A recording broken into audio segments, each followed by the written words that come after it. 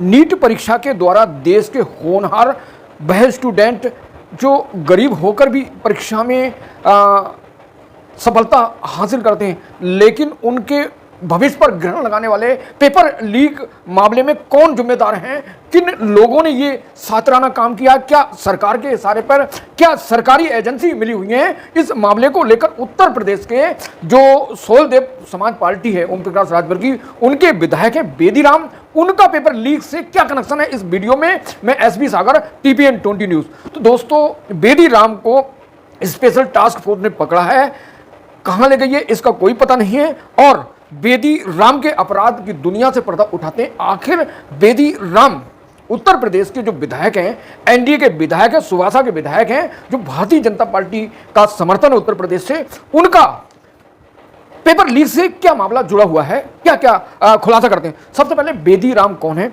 बेदीराम राष्ट्रीय सोलदेव समाज पार्टी ओम प्रकाश राजभर की पार्टी के विधायक हैं, और इन पर हमेशा आरोप लगता रहा है कि इस व्यक्ति ने पहले रेलवे में नौकरी की, टीईटी की, और उसके बाद विधायक बने।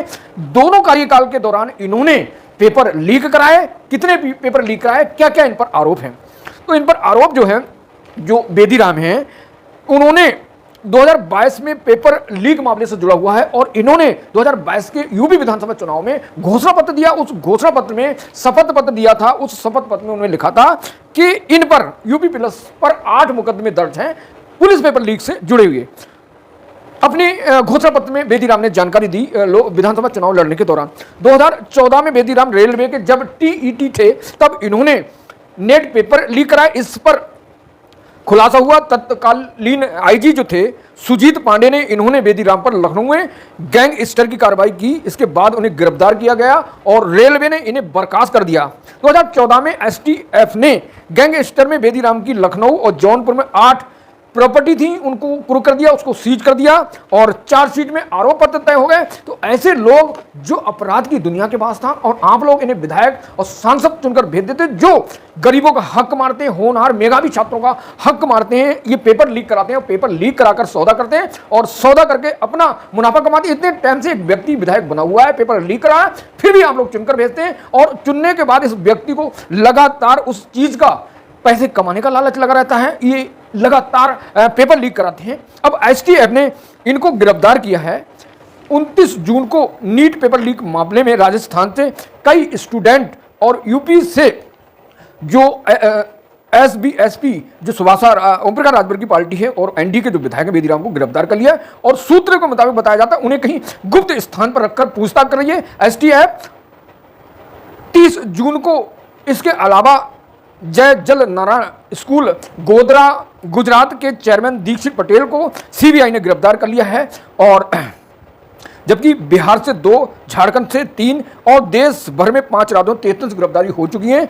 और इस मामले नीट परीक्षा के मामले को लेकर राहुल गांधी ने संसद में चर्चा की मांग की, लेकिन सरकार ने उनकी जो मांग थी चर्चा की, उस पर ध्यान नहीं दिया, उस पर चर्चा नहीं कराना चाहती है सरकार नीट पेपर के मामले में, ऐसा राहुल गांधी का आरोप है। नीट पेपर लीक मामले में 5 स्टूडेंट ने सुप्रीम कोर्ट में री एग्जाम की याचिका दायर की। याचिकाकर्ता की मांग है कि मनमाने ढंग से पेपर परीक्षा, जो नीट परीक्षा, उसको रद्द कर दिया गया, और उनके मौलिक अधिकार का हनन है।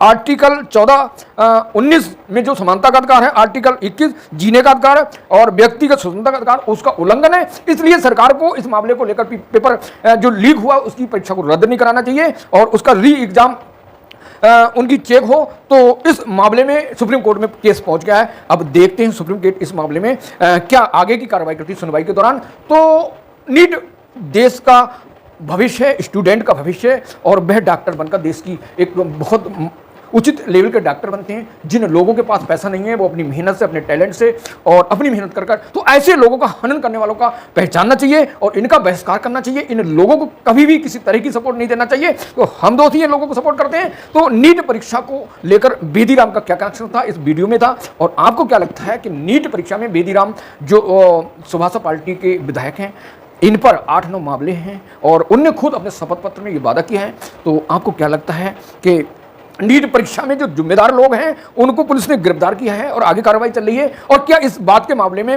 विपक्ष इंडिया गठबंधन सरकार से मांग कर रहा है चर्चा की? तो आपको क्या लगता है कि सरकार को इस पर चर्चा करना चाहिए लोकसभा में? तो मेरे साथ जुड़ रही है, मैं एसपी सागर, जय हिंद।